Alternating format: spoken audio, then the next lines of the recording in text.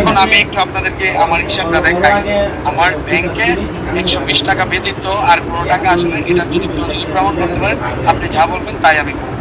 আসসালামু আলাইকুম, hello everyone. আজকে কথা বলবো সেই কিশোরগঞ্জের অমানুষের বাচ্চা রাব্বিকে নিয়ে। সে রাব্বি হচ্ছে জাতির সামনে যে ভুয়া একটা হিসাব দিয়েছে। সে আবু সাইদকে নিয়ে কিন্তু অনেক ভিডিও করেছে।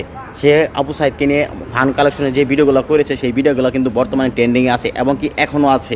সেই ভিডিওর মাধ্যমে তার অ্যাকাউন্টে কিন্তু অনেক টাকা ঢুকছে, কিন্তু সে বর্তমানে জাতির সামনেও একটা ভুয়া হিসাব দিচ্ছে। তার অ্যাকাউন্টে নাকি 120 টাকা আর কয়েক টাকা এরকম একটা হিসাব আছে।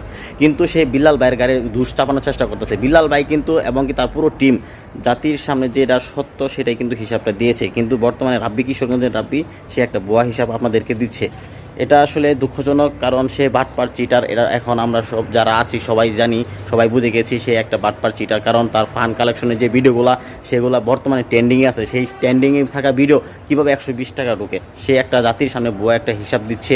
সে একটা অমানুষের বাচ্চা। সে অমানুষের বাচ্চা দেখেই এরকম একটা জাতির সামনে ভুয়া একটা হিসাব দিচ্ছে এবং কি আবু সাইদের টাকা মেরে খেয়েছে। সে আবু সাইদকে নিয়ে রাজনীতি করেছে, রাজনীতি করে সেই আবু সাইদের টাকা সে মেরে দেওয়ার দানটা করছে, কিন্তু জাতির সামনে আরেকটা ভুয়া একটা হিসাব দিচ্ছে। কিন্তু বিল্লাল ভাই এবং তার পুরো টিমটা এখানে সত্যরাই কিন্তু তুলে ধরছে যে এই ফান্ড কালেকশনের ভিডিওগুলো করেছিল, সে সেখান থেকে যে টাকাগুলো ঢুকছে সেই জাতির সামনে কিন্তু সেই সত্যটাই বলে তুলে ধরেছে। কিন্তু আবু সাইদ সে অমানুষের বাচ্চা, সে বাটপার চিটার, সে টাকা মেরে দিয়েছে। এই জন্যই সে একটা ভুয়া হিসাব দিচ্ছে তার, যে তার অ্যাকাউন্টে 120 টাকা আছে।